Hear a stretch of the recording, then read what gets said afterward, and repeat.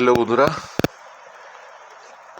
তো আমি এখন থার্ড এবং ফাইনাল পার্ট ভিডিওটা করছি। আমি বলেছিলাম যে আজকে আমি 3টে ভিডিও করব, 2টো করেছি আর এখন ফাইনাল পার্ট করছি।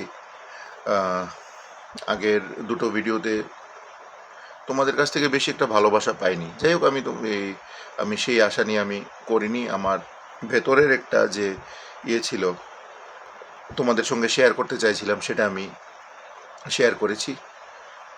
তোমরা যদি দেখো, কেটে কেটে দেখো, যেভাবেই দেখো, ভালো লাগলে লাইক, শেয়ার এবং কমেন্টস করবে। এবং আশা করি এখন থার্ড এবং ফাইনাল পার্টের ভিডিওটা তোমরা শীর্ষক দেখে বুঝে গেছো যে কী নিয়ে আমি কথা বলতে চাইছি। হ্যাঁ বন্ধুরা, তোমরা ঠিকই শুনেছো, JRBT গ্রুপ ডি নিয়ে আমি কথা বলছি। তো এখানে গ্রুপ সিরও আমি কিছু কথা বলবো এবং খুব সংক্ষিপ্ত আমি কিছু কথা বলবো।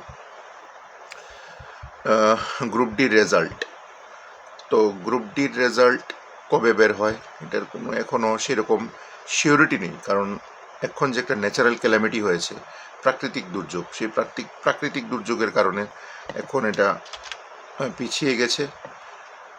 এটা পিছিয়ে যাবে, এটা বাধ্য, এটা কারোর হাতে নেই। এটার জন্য সরকারের দোষালে চলবে না। আর দ্বিতীয়ত কথা, কোন জায়গায় তোমরা আওয়াজ তুলবে সেটা হচ্ছে, ইচ্ছে করলে তোমরা কেস করতে পারো। যেমন গ্রুপ সিতে ওয়েটিং লিস্ট রাখেনি।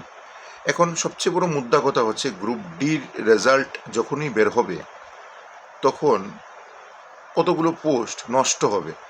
কিভাবে নষ্ট হবে? যদি গ্রুপ সির নেয়, গ্রুপ সিতে যেরকম উইদাউট ওয়েটিং লিস্ট, মানে ওয়েট লিস্টেড প্যানেল ওরা বানায়নি, তো ওয়েটিং লিস্ট যেহেতু ছিল না, তো সেরকমই পদ্ধতি ওরা অবলম্বন করবে আনটিল অ্যান্ড আনলেস ওদের কাছে কোনো মানে জুডিশিয়ারি কোনো অর্ডার না থাকে। তো জুডিশিয়ারি অর্ডার নিতে গেলে কেস করতে লাগবে। কারণ তোমার আমার কথায় তো ওরা শুনবে না যে আমাদের লাগবে, ওয়েটিং লিস্ট লাগবে, হ্যান লাগবে, তেন লাগবে। তো এই কথা তো, এই ডিমান্ড তো ওরা শুনবে না। যতই স্মারকলিপি দাও, যতই ডেপুটেশন দাও, ওরা ওরা শুনবে না। তো তার থেকে বরং এটা যদি কেসের মাধ্যমে তোমরা শোনাও, ভালো হবে। এখন তোমরা যদি মনে করো যে কেস করলে দেরি হবে, কেস লাভ নেই, ওয়েটিং লিস্ট দিয়ে লাভ নেই, যা কপালে আছে তাই, তো বসে থাকো, তোমরা ওয়েট করো কবে আসবে, তিত্তের কাকের মতো বসে থাকো। যখন এই চাতক পাখির মতো যখন বৃষ্টি হবে, তখন গলার তেষ্টা মেটাবে। তো এটাই একমাত্র পদ্ধতি, কেস করে দাও।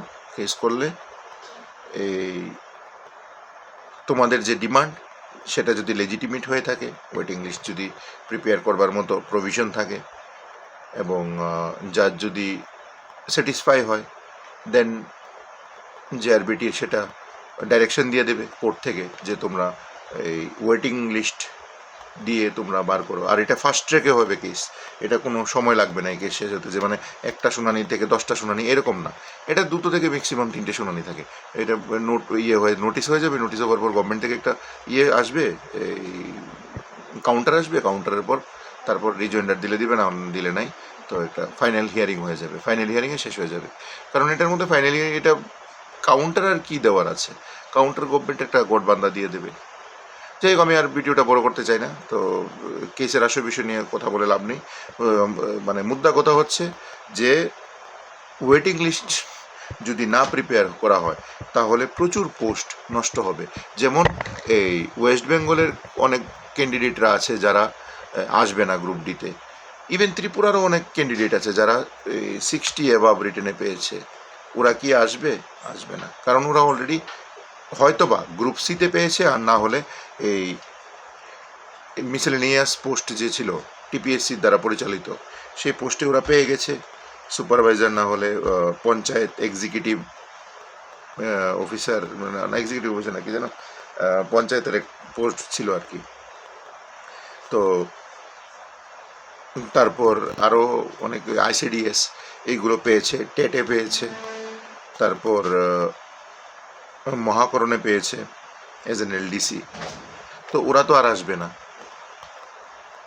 তারপর ওয়েস্ট বেঙ্গলের যে ক্যান্ডিডেটরা যারা 50 অ্যাবাভ 60 অ্যাবাভ পেয়েছে, তার মধ্যে থেকেও মানে এই কিছু সংখ্যক বলবো না, ম্যাক্সিমাম ওয়েস্ট বেঙ্গলই চাকরি পেয়ে গেছে, ওরাও আসবে না। আসবে না যেহেতু, তাহলে কিন্তু ওরা তো ইন্টারভিউ দিয়েছে, আর ওদের দোষ দিয়ে লাভ নেই। ওরা যখন ইন্টারভিউ দিয়েছিল তখন তো কোনো কিছু পোস্ট ছাড়েনি, তো তখন ওই যে ইন্টারভিউ নিয়ে রেখেছিল, তো ওরা তো এই মেধা তালিকায় এমনিতেই চলে আসবে। আর মেধা তালিকায় যখন আসবে, তখন যখন ওরা জয়েনিং করবে না, তো পোস্টগুলো খালি থেকে যাবে। যেহেতু ওয়েটিং লিস্ট নেই, পোস্টগুলো নষ্ট হবে, তাহলে যারা জেনুইন ক্যান্ডিডেট ওরা চাকরি পাবে না।